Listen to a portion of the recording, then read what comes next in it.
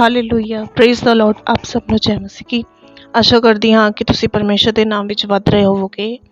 ਪਿਛਲੇ ਵਾਰੀ ਅਸੀਂ ਪੜ੍ਹਿਆ ਸੀ ਪ੍ਰਕਾਸ਼ ਦੀ ਪੋਥੀ ਦਾ 15ਵੇਂ ਚੈਪਟਰ ਨੂੰ ਅਸੀਂ ਪੜ੍ਹਿਆ ਸੀ। ਉਹਦੇ ਵਿੱਚ ਲਿਖਿਆ ਸੀ ਕਿ 7 ਦੂਤ ਆ ਉਹਨਾਂ ਦੇ ਕੋਲ 7 ਬਵਾਇਆ ਜਿਹੜੀਆਂ ਧਰਤੀ 'ਤੇ ਆਉਣ ਵਾਲੀਆਂ। ਠੀਕ ਹੈ ਜੀ। ਅੱਜ ਅਸੀਂ ਉਹਦੇ ਨਾਲ ਮਿਲਦਾ ਜੁਲਦਾ ਅਸੀਂ ਪੜ੍ਹਾਂਗੇ 7 ਕਟੋਰੇ ਬਾਰੇ। ਬੇਸ਼ੱਕ ਉਹਦੇ ਉੱਤੇ ਲਿਖਿਆ ਸੀ ਕਰੋਧ ਦੇ 7 ਕਟੋਰੇ, ਪਰ ਉਹਦੇ ਵਿੱਚ 7 ਬਵਾਂ ਬਾਰੇ ਲਿਖਿਆ ਹੈ। ਠੀਕ ਹੈ ਜੀ।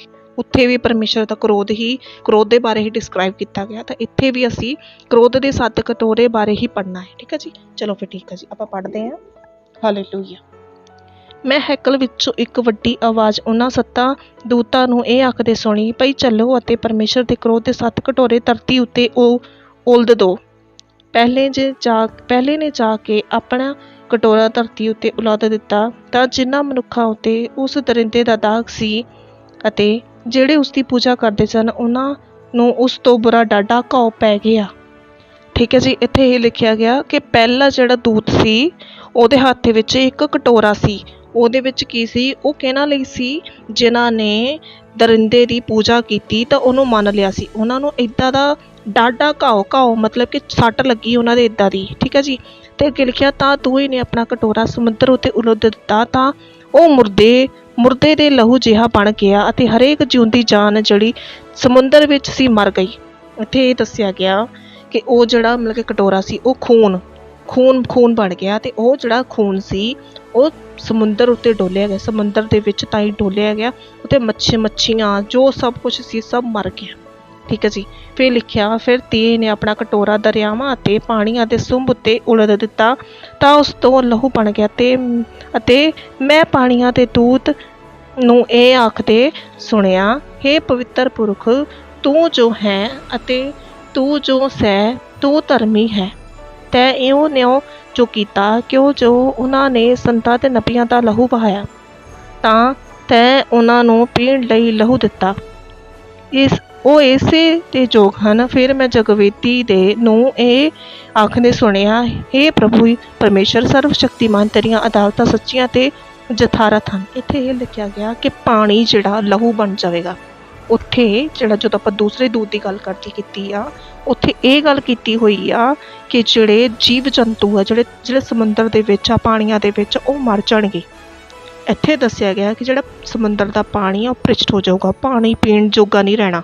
ਠੀਕ ਹੈ ਜੀ। ਅੱਗੇ ਲਿਖਿਆ, ਚੌਥੇ ਨੇ ਆਪਣਾ ਕਟੋਰਾ ਸੂਰਜ ਉੱਤੇ ਉਲਦ ਦਿੱਤਾ, ਤਾਂ ਉਹਨੂੰ ਇਹ ਦਿੱਤਾ ਗਿਆ ਭਈ ਮਨੁੱਖਾਂ ਨੂੰ ਅੱਗ ਨਾਲ ਝੁਲਸੇ, ਅਤੇ ਮਨੁੱਖ ਵੱਡੀ ਤਪਤ ਨਾਲ ਝੁਲਸੇ ਗਏ। ਅਤੇ ਪਰਮੇਸ਼ਰ ਜੀ ਨੂੰ ਇਹਨਾਂ ਬਵਾਂ ਉੱਤੇ ਇਖਤਿਆਰ ਸੀ, ਉਹਦੇ ਨਾਮ ਦਾ ਕੁਫਰ ਬਕਣ ਲੱਗ ਪਏ ਅਤੇ ਤੌਬਾ ਨਾ ਕੀਤੀ ਭਈ ਉਹਦੀ ਵਡਿਆਈ ਕਰਨ। ਇੱਥੇ ਇਹ ਲਿਖਿਆ ਗਿਆ ਕਿ ਸੂਰਜ ਉੱਤੇ ਉਹ ਕਟੋਰਾ ਉਲਦ ਦਿੱਤਾ ਗਿਆ। ਕਿਉਂ ਉਲੱਦਿਆ? ਕਿਉਂਕਿ ਉਹ ਜਿਹੜਾ ਸੂਰਜ ਆ ਉਹ ਆਪਣਾ ਤਾਪ ਹੋਰ ਵਧਾ ਦੇਵੇ। ਜਿੰਨੀ ਗਰਮੀ ਹੁਣ ਪੈ ਰਹੀ ਨਾ, ਉਸ ਟਾਈਮ ਆਪਾਂ ਨਹੀਂ ਹੋਣਾ ਇੱਥੇ, ਆਪਾਂ ਤਾਂ ਪਹਿਲੇ ਹੀ ਪਰਮੇਸ਼ਰ ਦੇ ਕੋਲ ਪਹੁੰਚ ਜਾਣਾ, ਪਰ ਫਿਰ ਵੀ ਪੜ੍ਹਨਾ ਜ਼ਰੂਰੀ ਹੈ। ਠੀਕ ਹੈ ਜੀ। ਆਪਾਂ ਇੱਕ ਸੀਰੀਜ਼ ਸ਼ੁਰੂ ਕੀਤੀ ਹੋਈ ਹੈ, ਇਹਨੂੰ ਕੰਪਲੀਟ ਕਰਨਾ ਆਪਾਂ। ਇੱਥੇ ਹੀ ਲਿਖਿਆ ਗਿਆ ਕਿ ਸੂਰਜ ਉੱਤੇ ਜਿਹੜਾ ਕਟੋਰਾ ਉਹ ਮਤਲਬ ਕਿ ਚੌਥਾ ਕਟੋਰਾ ਉਹ ਡੋਲ ਦਿੱਤਾ ਗਿਆ, ਅਤੇ ਜਿਹੜਾ ਸੂਰਜ ਆ ਉਹਨੇ ਆਪਣਾ ਤਾਪ ਵਧਾ ਦਿੱਤਾ ਉਹਨੇ। ਠੀਕ ਹੈ ਜੀ।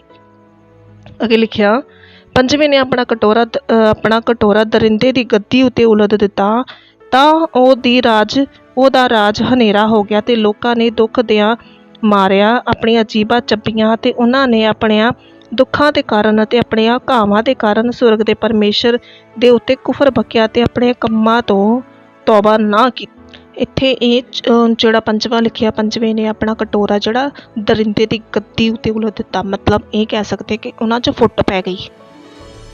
ਠੀਕ ਹੈ ਜੀ। ਜਿਹੜਾ ਝੂਠਾ ਜਿਹੜਾ ਨਬੀ ਸੀ ਉਹ ਸੀ, ਅਤੇ ਜਿਹੜਾ ਉੱਤੇ ਬੈਠਣ ਵਾਲਾ ਮਤਲਬ ਕਿ ਐਂਟੀ ਕ੍ਰਾਈਸਟ, ਜਿਹਨੂੰ ਆਪਾਂ ਐਂਟੀ ਕ੍ਰਾਈਸਟ ਕਹਿੰਦੇ ਆ, ਮਸੀਹ ਵਿਰੋਧੀ, ਉਹਨਾਂ ਦੇ ਲੋਕਾਂ ਦੇ ਵਿੱਚ ਜਿਹੜੇ ਉਹਨਾਂ ਦੇ ਮਤਲਬ ਕਿ ਸਹਾਇਕ ਸੀ, ਜੋ ਵੀ ਹੈ ਨਾ, ਉਹ ਜਿਹੜੇ ਸੀ ਉਹਨਾਂ 'ਚ ਫੁੱਟ ਪੈ ਗਈ। ਠੀਕ ਹੈ ਜੀ। ਤਾਂ ਉਹਦਾ ਰਾਜ ਡਗਮਗਾਉਣ ਲੱਗਾ, ਅਤੇ ਲੋਕਾਂ ਨੇ ਕੀ ਕੀਤਾ? ਲੋਕਾਂ ਨੂੰ ਡਰ ਆਉਣ ਲੱਗ ਪਿਆ, ਪਰ ਫਿਰ ਵੀ ਉਹਨਾਂ ਨੇ ਪਰਮੇਸ਼ਰ ਨੂੰ ਬੁਰਾ ਬੋਲਿਆ, ਬਹੁਤ ਬੁਰਾ ਬੋਲਿਆ ਉਹਨਾਂ ਨੇ, ਅਤੇ ਕੀ ਕੀਤੇ? ਤੌਬਾ ਨਾ ਕੀਤੀ। ਫਿਰ ਛੇਵੇਂ ਨੇ ਆਪਣਾ ਕਟੋਰਾ ਉਸ ਵੱਡੇ ਦਰਿੰਦੇ ਫਰਾਤ ਉੱਤੇ ਉਲਦ ਦਿੱਤਾ, ਅਤੇ ਉਹਦਾ ਪਾਣੀ ਸੁੱਕ ਗਿਆ, ਤਾਂ ਜੋ ਚੜ੍ਹਦੀ ਵੱਲੋਂ ਜਿਹੜੇ ਰਾਜੇ ਆਉਣ ਵਾਲੇ ਹਨ ਉਹਨਾਂ ਲਈ ਰਿਆ ਤਿਆਰ ਕੀਤਾ ਜਾਵੇ। ਅਜਗਰ ਦੇ ਮੂੰਹ ਵਿੱਚੋਂ ਅਤੇ ਉਸ ਦਰਿੰਦੇ ਦੇ ਮੂੰਹ ਵਿੱਚੋਂ ਅਤੇ ਝੂਠੇ ਨਬੀ ਦੇ ਮੂੰਹ ਵਿੱਚੋਂ ਮੈਂ ਡੱਡੂ ਜਿਹੇ 3 ਭ੍ਰਿਸ਼ਟ ਆਤਮੇ ਨਿਕਲਦੇ ਵੇਖੇ।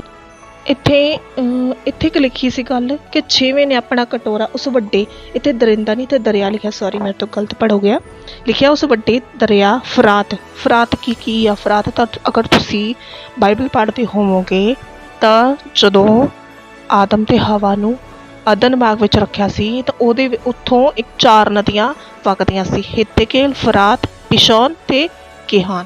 ਉਹਨਾਂ ਵਿੱਚੋਂ ਫਰਾਤ ਸੀ ਇੱਕ ਨਦੀ, ਠੀਕ ਹੈ ਜੀ। ਉੱਤੇ ਲਿਖਿਆ ਗਿਆ ਕਿ ਉਸ ਦੇ ਦਰਿਆ ਫਰਾਤ ਉੱਤੇ ਉਲੱਦਤੀ ਤਾਂ ਉਹਦਾ ਪਾਣੀ ਸੁੱਕ ਗਿਆ, ਠੀਕ ਹੈ ਜੀ, ਤਾਂ ਕਿ ਜੋ ਚੜ੍ਹਦੀ ਵੱਲੋਂ ਜਿਹੜੇ ਰਾਜੇ ਆਉਣ ਵਾਲੇ ਹਨ ਉਹਨਾਂ ਲਈ ਰਾਹ ਤਿਆਰ ਕਰੇ। ਅਜਗਰ ਦੇ ਮੂੰਹ ਵਿੱਚੋਂ, ਦੇਖੋ ਇੱਥੇ ਲਿਖਿਆ ਕਿ ਅਜਗਰ ਦੇ ਮੂੰਹ ਵਿੱਚੋਂ ਅਤੇ ਉਸ ਦਰਿੰਦੇ ਦੇ ਮੂੰਹ 'ਚ, ਝੂਠੇ ਨਬੀ ਦੇ ਮੂੰਹ ਵਿੱਚੋਂ ਮੈਂ ਡੱਡੂਆਂ ਜਿਹੇ 3 ਭ੍ਰਿਸ਼ਟ ਆਤਮਾ ਨਿਕਲਦੇ ਵੇਖੇ। ਮਤਲਬ ਕਿ ਉਹਨਾਂ 'ਚ ਦੁਸ਼ਟ ਆਤਮਾ ਬੜੀਆਂ ਸੀ ਡੱਡੂਆਂ ਦੇ ਰੂਪ ਵਿੱਚ।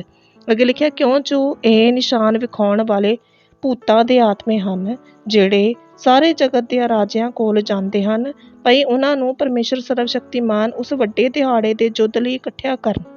ਹਾਲੇਲੂਇਆ। ਇੱਥੇ ਲਿਖਿਆ ਕਿ ਇਹ ਜਿਹੜੇ ਡੱਡੂਆਂ ਵਾਲੀ ਦੁਸ਼ਟ ਆਤਮਾ ਆ, ਇਹਨਾਂ ਦਾ ਕੀ ਇਖਤਿਆਰ ਸੀ? ਇਹਨਾਂ ਨੂੰ ਨਿਸ਼ਾਨ ਵਿਖਾਉਣ ਦਾ ਇਖਤਿਆਰ ਸੀ।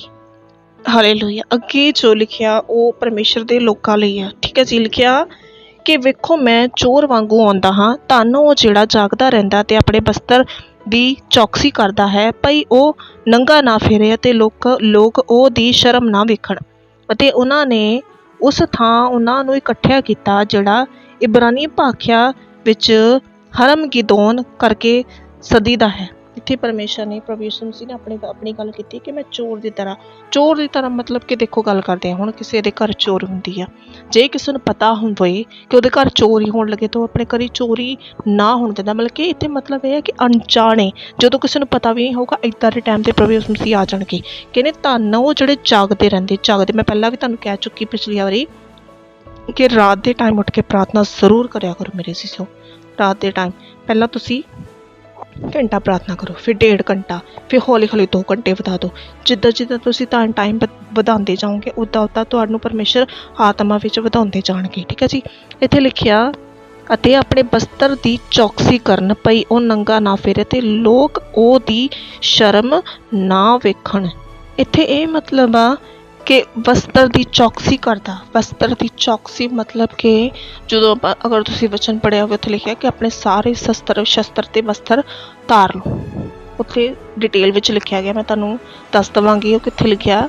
ਤੇ ਉੱਥੇ ਤੁਸੀਂ ਜਦੋਂ ਪੜ੍ਹਦੇ ਆ ਉੱਥੇ ਲਿਖਿਆ, ਉੱਥੇ ਜਿਹੜੇ ਸ਼ਸਤਰ ਬਸਤਰ, ਜਿਹੜੇ ਕਮਰ ਪੇਟੀ, ਟੋਪ ਜਿਹੜਾ ਦੱਸਿਆ ਗਿਆ ਹੈ ਨਾ, ਉਹ ਸਾਰਾ ਕੁਛ ਇੱਥੇ ਉਹ ਗੱਲ ਹੋ ਰਹੀ ਆ ਕਿ ਉਹਦੀ ਰਾਖੀ ਕਰਨੀ ਆ। ਰਾਖੀ ਕਿੱਦਾਂ ਕਰਨੀ ਹੈ ਇਹ ਵੀ ਮੈਂ ਤੁਹਾਨੂੰ ਬਾਅਦ 'ਚ ਦੱਸਾਂਗੀ।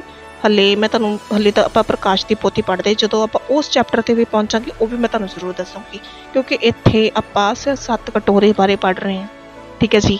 ਜਦੋਂ ਆਪਾਂ ਉਸ ਐਤ 'ਤੇ ਉਸ ਚੈਪਟਰ ਵੱਲ ਜਾਵਾਂਗੇ, ਜਦੋਂ ਆਪਾਂ ਉਹ ਤੁਹਾਨੂੰ ਡੀਪਲੀ ਚੰਗੀ ਤਰ੍ਹਾਂ, ਖਾਲੀ ਤੁਹਾਨੂੰ ਇੱਦਾਂ ਸਮਝ ਨਹੀਂ ਆਉਣੀ, ਠੀਕ ਹੈ ਜੀ। ਅਤੇ ਜੇ ਆਪਾਂ ਹੋਰ ਚੈਪਟਰ ਖੋਲ੍ਹ ਕੇ ਬਹਿ ਗਏ ਤਾਂ ਫਿਰ ਇਹ ਜਿਹੜੀ ਗੱਲ ਕਰਦੇ ਹਾਂ ਕਾਫੀ ਵੀਡੀਓ ਲੰਬੀ ਹੋ ਜਾਏਗੀ, ਠੀਕ ਹੈ ਜੀ। ਇੱਥੇ ਮੈਂ ਤੁਹਾਨੂੰ ਸਿਰਫ ਇਹ ਦੱਸਦੀ ਕਿ ਵਸਤਰਾਂ ਦੀ ਚੌਕਸੀ ਕਰਦਾ ਅਤੇ ਉਹ ਨੰਗਾ ਨਾ ਫਿਰੇ ਅਤੇ ਲੋਕ ਉਹਦੀ ਸ਼ਰਮ ਨਾ ਵੇਖਣ। ਮਤਲਬ ਕਿ ਉਹਨੇ ਸ਼ਸਤਰ ਵਸਤਰ ਆਪਣੇ ਸਾਰੇ ਧਾਰੇ ਹੋਣ, ਸਾਰੇ ਧਾਰੇ ਹੋਣ, ਤਾਂ ਕਿ ਸ਼ੈਤਾਨ ਉਹਨੂੰ ਲੋਕਾਂ ਸਾਹਮਣੇ ਸ਼ਰਮਿੰਦਾ ਨਾ ਕਰ ਸਕੇ, ਠੀਕ ਹੈ ਜੀ। ਇੱਥੇ ਨੰਗੇ ਦਾ ਮਤਲਬ ਨੰਗਾ ਨਾ ਫਿਰੇ, ਕਹਿਣ ਦਾ ਮਤਲਬ ਇਹ ਹੈ ਕਿ ਬੇਸ਼ੱਕ ਉਹਨੇ ਕਿਹਾ ਹੋਵੇ ਕਿ ਮੈਂ ਸਭ ਪਰਮੇਸ਼ਰ ਦੇ ਸਾਰੇ ਸ਼ਸਤਰ ਬਸਤਰ ਧਾਰੇ ਹੋਣ, ਪਰ ਕੰਮ ਉਹਦੇ ਹੋਰ ਹੀ ਹੋਣ, ਇੱਦਾਂ ਦਾ ਵੀ ਨਾ ਹੋਵੇ, ਠੀਕ ਹੈ ਜੀ। ਅੱਗੇ ਲਿਖਿਆ 7ਵੇਂ ਨੇ ਆਪਣਾ ਕਟੋਰਾ ਪਾਉਣ ਉੱਤੇ ਉਲੱਦ ਦਿੱਤਾ ਤਾਂ ਸਿੰਘਾਸਨ ਦੀ ਵੱਲੋਂ ਹੈਕਲ ਵਿੱਚੋਂ ਇੱਕ ਵੱਡੀ ਆਵਾਜ਼ ਆਖਦੀ ਨਿਕਲੀ, ਭਾਈ ਹੋ ਚੁੱਕਿਆ। ਅਤੇ ਬਿਜਲੀ ਦੀਆਂ ਲਿਸ਼ਕਾਂ ਅਤੇ ਆਵਾਜ਼ਾਂ ਅਤੇ ਬੱਦਲ ਦੀਆਂ ਗਰਜਾਂ ਹੋਈਆਂ ਅਤੇ ਵੱਡਾ ਭੂਚਾਲ ਆਇਆ ਅਤੇ ਅਜਿਹਾ ਪਈ ਧਰਤੀ ਉੱਤੇ ਜਦੋਂ ਦੇ ਮਨੁੱਖ ਹੋਇਆ ਐਡਾ ਵੱਡਾ ਅਤੇ ਭਾਰਾ ਭੂਚਾਲ ਕਦੇ ਨਹੀਂ ਸੀ ਆਇਆ।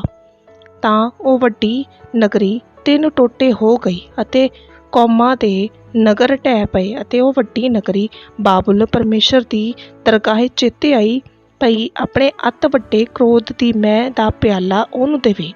ਅਤੇ ਹਰੇਕ ਟਾਪੂ ਨੱਸ ਗਿਆ ਅਤੇ ਪਹਾੜਾਂ ਦਾ ਪਤਾ ਨਾ ਲੱਗਾ ਅਤੇ ਆਕਾਸ਼ੋਂ ਮਨੁੱਖਾਂ ਉੱਤੇ ਜਾਣੀ ਦਾ ਮਣ ਕੇ ਵੱਡੇ ਗੜੇ ਪੈਂਦੇ ਸਨ ਅਤੇ ਗੜਿਆਂ ਦੀ ਬਵਾ ਦੇ ਮਾਰੇ ਮਨੁੱਖਾਂ ਨੇ ਪਰਮੇਸ਼ਰ ਉੱਤੇ ਕਫਰ ਬਕਿਆ, ਕਿਉਂ ਜੋ ਉਹਨਾਂ ਦੀ ਬਵਾ ਡਾਢੀ ਕਰੜੀ ਸੀ। ਦੇਖੋ ਇੱਥੇ ਇਹ ਲਿਖਿਆ ਗਿਆ ਕਿ ਪੌਣ ਮਤਲਬ ਕਿ ਹਵਾ ਵਿੱਚ ਉਹ ਜਿਹੜਾ 7ਵਾਂ ਕਟੋਰਾ ਸੀ ਉਹ ਉਲੱਦ ਦਿੱਤਾ ਗਿਆ। ਕੀ ਕਰਨ ਨੂੰ? ਇੱਥੇ ਲਿਖਿਆ ਗਿਆ ਕਿ ਜਦੋਂ ਉਹ ਜਿਹੜੀ ਆ ਕਟੋਰਾ ਜਿਹੜਾ 7ਵਾਂ ਉਹ ਜਦੋਂ ਉਹ ਡੋਲ ਦਿੱਤਾ ਗਿਆ ਪੌਣ ਦੇ ਉੱਤੇ, ਤੇ ਕੀ ਲਿਖਿਆ, ਤੇ ਸਿੰਘਾਸਨ ਵੱਲੋਂ ਹੈਕਲ ਵਿੱਚੋਂ ਇੱਕ ਵੱਡੀ ਆਵਾਜ਼ ਇਹ ਆਖਦੀ, ਦੇਖੋ ਦੁਬਾਰਾ ਪੜ੍ਹਦੀ ਲਿਖਿਆ, ਤਾਂ ਸਿੰਘਾਸਨ ਦੀ ਵੱਲੋਂ, ਸਿੰਘਾਸਨ ਤੇ ਕੌਣ ਬਿਰਾਜਮਾਨ? ਪਰਮੇਸ਼ਰ। ਹੈਕਲ ਵਿੱਚੋਂ ਇੱਕ ਵੱਡੀ ਆਵਾਜ਼ ਇਹ ਆਖਦੀ ਨਿਕਲੀ, ਪਈ ਹੋ ਚੁੱਕਿਆ। ਠੀਕ ਹੈ ਜੀ। ਅੱਗੇ ਲਿਖਿਆ, ਤੇ ਬਿਜਲੀ ਦੀ ਲਿਸ਼ਕਾ ਤੇ ਆਵਾਜ਼ਾਂ ਤੇ ਬੱਦਲ ਦੀਆਂ ਗਰਜਾਂ ਹੋਈਆਂ ਤੇ ਵੱਡਾ ਭੂਚਾਲ। ਉਸ ਟਾਈਮ ਤੇ ਜਦੋਂ ਸੱਤਵਾਂ ਕਟੋਰਾ ਜਦੋਂ ਡੋਲਿਆ ਜਾਣਾ ਪੌਣ ਤੇ, ਉਦੋਂ ਕੀ ਹੋਏਗਾ? ਉਦੋਂ ਵੱਡਾ ਭੂਚਾਲ ਆਵੇਗਾ, ਜਿਹੜਾ ਨਾ ਕਦੀ ਦੁਨੀਆ ਤੇ ਹੋਇਆ ਨਾ ਕਦੀ ਹੋਵੇਗਾ। ਇੱਦਾਂ ਦਾ ਭੂਚਾਲ ਆਵੇਗਾ। ਠੀਕ ਹੈ ਜੀ। ਅੱਗੇ ਲਿਖਿਆ ਕਿ ਜਿਹੜੀ ਬਾਬੁਲ ਨਗਰੀ ਉਹ ਤਿੰਨ ਟੋਟੇ ਹੋ ਗਈ। ਠੀਕ ਹੈ ਜੀ। ਅੱਗੇ ਲਿਖਿਆ ਅਤੇ ਹਰੇਕ ਟਾਪੂ ਨੱਸ ਗਿਆ ਤੇ ਪਹਾੜਾਂ ਦਾ ਪਤਾ ਨਾ ਲੱਗਾ। ਸਾਰੇ ਮਤਲਬ ਕਿ ਖਿੰਡ ਪੁੰਡ ਗਏ, ਕੋਈ ਪਤਾ ਨਹੀਂ ਕਿੱਧਰ ਭੱਜ ਗਿਆ। ਠੀਕ ਹੈ ਜੀ। ਫਿਰ ਆਕਾਸ਼ੋਂ ਮਨੁੱਖ ਉੱਤੇ ਜਾਣੀ ਦਾ ਮਣ ਕੇ ਵੱਡੇ ਕੜੇ ਮੈਂ ਤੁਹਾਨੂੰ ਦੱਸ ਰਹੀ ਹਾਂ ਕਿ ਮੂਸਾ ਜਦੋਂ ਗੱਲ ਕਰਦੇ ਹਾਂ, ਜਦੋਂ ਮੂਸਾ ਨੇ ਇਸਰਾਏਲੀਆਂ ਨੂੰ ਮਤਲਬ ਕਿ ਮਿਸਰ ਵਿੱਚੋਂ ਕੱਢ ਕੇ ਲੈ ਕੇ ਆਂਦਾ ਸੀ, ਤਾਂ ਉਦੋਂ ਜਿਹੜੇ ਮਿਸਰੀ ਸੀ ਉਹਨਾਂ ਤੇ ਇੱਕ ਬਵਾ ਪਈ ਸੀ। ਮੇਰੇ ਅਸੀਸੋ ਯਾਦ ਕਰ ਲਓ, ਸ਼ਾਇਦ ਮੇਰੇ ਅਸੀਸੋ ਇਹ ਉਹੀ ਬਵਾ ਫਿਰ ਤੋਂ ਦੁਬਾਰਾ ਆਉਣ ਹੋ ਸਕਦਾ, ਪਰ ਅਸੀਂ ਪਰਮੇਸ਼ਰ ਦੀ ਵੀ ਭੇਤਾਂ ਨੂੰ ਜਾਣ ਨਹੀਂ ਸਕਦੇ। ਠੀਕ ਹੈ ਜੀ। ਸਾਡਾ ਇਹ ਕੰਮ ਨਹੀਂ ਆਪਾਂ ਭੇਤਾਂ ਨੂੰ ਜਾਣਨਾ, ਸਾਡਾ ਇਹ ਕੰਮ ਆ ਕਿ ਸਾਡਾ ਜਿਹੜਾ ਨਾਮ ਆ ਜੀਵਨ ਦੀ ਪੋਥੀ ਵਿੱਚ ਲਿਖਿਆ ਹੋਣਾ ਚਾਹੀਦਾ ਆ। ਅਗਰ ਉਹ ਉੱਥੇ ਨਾਂ ਨਹੀਂ ਲਿਖਿਆ ਤਾਂ ਪਰਮੇਸ਼ਰ ਨੇ ਸਿੱਧਾ ਸਾਫ਼ ਅਕਸ਼ਰਾਂ ਵਿੱਚ ਕਹਿ ਦਿੱਤਾ ਕਿ ਉਹ ਸਿੱਧਾ ਨਰਕ ਨੂੰ ਜਾਊਗਾ। ਠੀਕ ਹੈ ਜੀ। ਇਹ ਗੱਲ ਆ। ਤੇ ਪ੍ਰਾਰਥਨਾ ਇਹ ਕਰੋ ਕਿ ਜੀਵਨ ਦੀ ਪੋਥੀ ਵਿੱਚ ਸਾਡਾ ਨਾਮ ਲਿਖਿਆ ਹੋਵੇ। ਪਰ ਬਾਈਬਲ ਸਾਨੂੰ ਦੱਸਦੀ ਆ ਕਿ ਬੁਲਾਏ ਹੋਏ ਤਾਂ ਬਹੁਤ ਆ, ਪਰ ਚੁਣੇ ਹੋਏ ਥੋੜ੍ਹੇ ਆ ਮੇਰੇ ਅਸੀਸੋ। ਤੇ ਪ੍ਰਾਰਥਨਾ ਕਰੋ ਕਿ ਉਹਨਾਂ ਚੁਣਿਆ ਜਿੰਨੇ ਚੁਣੇ ਹੋਏ ਆ ਉਹਨਾਂ 'ਚ ਸਾਡਾ ਵੀ ਨਾਮ ਹੋਵੇ। ਠੀਕ ਹੈ ਜੀ। ਤੇ ਇਹ ਗੱਲ ਇੱਥੇ ਲਿਖੀ ਹੋਈ ਆ। ਤੇ ਇੱਥੇ ਅੱਗੇ ਲੋਕਾਂ ਦੀ ਸੁਣ ਲਓ। ਇੱਥੇ ਤੁਸੀਂ ਲੋਕੀ ਫੇਰ ਵੀ ਇੰਨੇ ਪੱਥਰ ਦਿਲ ਦੇ ਕਿ ਪਰਮੇਸ਼ਰ ਤੋਂ ਮਾਫ਼ੀ ਨਹੀਂ ਮੰਗੀ ਕਿ ਪਰਮੇਸ਼ਰ ਸਾਨੂੰ ਮਾਫ਼ ਕਰ ਦੇ। ਇਹੀ ਗਲਤੀ ਆਦਮ ਕੋਲ ਵੀ ਹੋਈ ਸੀ। ਠੀਕ ਹੈ ਜੀ। ਇਹੀ ਗਲਤੀ ਆਦਮ ਕੋਲ ਵੀ ਹੋਈ ਸੀ। ਸ਼ਾਇਦ ਉਹ ਮਾਫ਼ੀ ਮੰਗ ਲੈਂਦਾ ਪਰਮੇਸ਼ਰ ਤੋਂ ਉਸ ਟਾਈਮ, ਸ਼ਾਇਦ ਪਰਮੇਸ਼ਰ ਉਹਨੂੰ ਮਾਫ਼ ਕਰ ਦਿੰਦੇ। ਪਰਮੇਸ਼ਰ ਸਾਡੇ ਮਹਾਨ ਪਰਮੇਸ਼ਰ ਆ, ਦਇਆਵਾਨ ਪਰਮੇਸ਼ਰ ਆ, ਕਿਰਪਾਲੂ ਪਰਮੇਸ਼ਰ ਆ। ਸ਼ਾਇਦ ਉਸ ਟਾਈਮ ਅਗਰ ਆਦਮ ਔਰ ਹਵਾ ਨੇ ਮਾਫ਼ੀ ਮੰਗ ਲਈ ਹੁੰਦੀ ਤੇ ਸ਼ਾਇਦ ਅੱਜ ਦੇ ਹਾਲਾਤ ਕੁਛ ਹੋਰ ਹੁੰਦੇ। ਠੀਕ ਹੈ ਜੀ। ਇਹੀ ਗੱਲ ਇੱਥੇ ਦੁਨੀਆ ਤੇ ਲੋਕਾਂ ਤੇ ਆ ਰਹੀ। ਉਸ ਟਾਈਮ ਜਿਹੜੇ ਲੋਕ ਹੋਣਗੇ ਉਹਨਾਂ ਨੇ ਮਾਫ਼ੀ ਨਹੀਂ ਮੰਗੀ, ਉਹਨਾਂ ਨੇ ਪਰਮੇਸ਼ਰ ਦੇ ਖਿਲਾਫ ਕੁਫਰ ਬਕੜੇ, ਗਾਲਾਂ ਕੱਢਣੀਆਂ ਸ਼ੁਰੂ ਕਰ ਦਿੱਤੀਆਂ ਪਰਮੇਸ਼ਰ ਨੂੰ। ਠੀਕ ਹੈ ਜੀ। ਤੇ ਪਰਮੇਸ਼ਰ ਨੂੰ ਜਦੋਂ ਇੱਕੋ ਗੱਲ ਕਰਦੇ, ਜਦੋਂ ਕੋਈ ਪਰਮੇਸ਼ਰ ਨੂੰ ਕ੍ਰੋਧ ਦਿਵਾਉਂਦਾ ਆ, ਉਹ ਜਦੋਂ ਇੱਦਾਂ ਦੀ ਗੱਲ ਤਾਂ ਪਰਮੇਸ਼ਰ ਨੂੰ ਹੋਰ ਗੁੱਸਾ ਆਉਂਦਾ। ਹੁਣ ਦੇਖੋ ਗੱਲ ਕਰਦੇ, ਹੁਣ ਆਪਾਂ ਕਿਸੇ ਬੰਦੇ ਦੀ ਗੱਲ ਕਰਦੇ ਹਾਂ, ਅਗਰ ਅਸੀਂ ਉਹਨੂੰ ਪਿਆਰ ਨਾਲ ਬੋਲਾਂਗੇ, ਉਹਨੂੰ ਪਿਆਰ ਕਰਾਂਗੇ ਨਾ, ਉਹਨਾਂ ਵਧੀਆ ਗੱਲਾਂ ਕਰਾਂਗੇ ਤਾਂ ਉਹ ਸਾਨੂੰ ਪਿਆਰ ਦੇ ਪੱਟੇ ਪਿਆਰ ਹੀ ਦਊਗਾ। ਠੀਕ ਹੈ ਜੀ। ਗੱਲ ਕਰਦੇ ਆ। ਪਰ ਜੇ ਅਸੀਂ ਉਹਨੂੰ ਕਰੜੇ ਸ਼ਬਦ ਬੋਲਾਂਗੇ, ਉਹਨੂੰ ਗਾਲਾਂ ਕੱਢਾਂਗੇ, ਤਾਂ ਅਗਲਾ ਉਹ ਵੀ ਸਾਨੂੰ ਵੱਢ ਖਾਣ ਨੂੰ ਪਊਗਾ।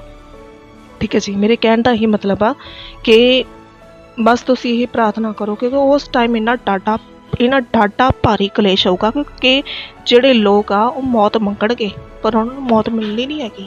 ਪਹਾੜਾਂ ਨੂੰ ਕਹਿਣਗੇ ਕਿ ਸਾਡੇ ਡਿੱਗ ਪਓ ਤੇ ਸਾਨੂੰ ਮਾਰ ਸੁੱਟੋ। ਇੱਦਾਂ ਹੋਣਾ ਨਹੀਂ। ਪਰ ਤੁਸੀਂ ਇਹ ਹਿਸਾਬ ਲਗਾ ਲਓ ਉਸ ਟਾਈਮ ਕਿੰਨਾ ਡਾਢਾ ਭਾਰੀ ਕਲੇਸ਼ ਹੋਣਾ। ਠੀਕ ਹੈ ਜੀ। ਮੇਰੇ ਅਸੀਸੋ ਉਸ ਦਿਨ ਤੋਂ ਡਰਦੇ ਰਹੋ, ਪਰ ਪਰਮੇਸ਼ਰ ਅੱਗੇ ਪ੍ਰਾਰਥਨਾ ਕਰਕੇ ਪਰਮੇਸ਼ਰ ਸਾਨੂੰ ਆਪਣੇ ਹੱਥਾਂ ਵਿੱਚ ਲੈ ਲਾ, ਤੁਹਾਡੀ ਮਰਜ਼ੀ ਸਾਡੀ ਜ਼ਿੰਦਗੀ 'ਚ ਪੂਰੀ ਹੋਵੇ। ਠੀਕ ਹੈ ਜੀ। ਅੱਜ ਦਾ ਇਹ ਵਚਨ ਸੀ ਤੇ ਪਰਮੇਸ਼ਰ ਦਾ ਧੰਨਵਾਦ ਆ ਕਿ ਆਪਾਂ 16 ਚੈਪਟਰ ਪੜ੍ਹ ਲਏ ਆ। ਠੀਕ ਹੈ ਜੀ। ਪਰਮੇਸ਼ਰ ਦਾ ਧੰਨਵਾਦ ਆ ਬਹੁਤ।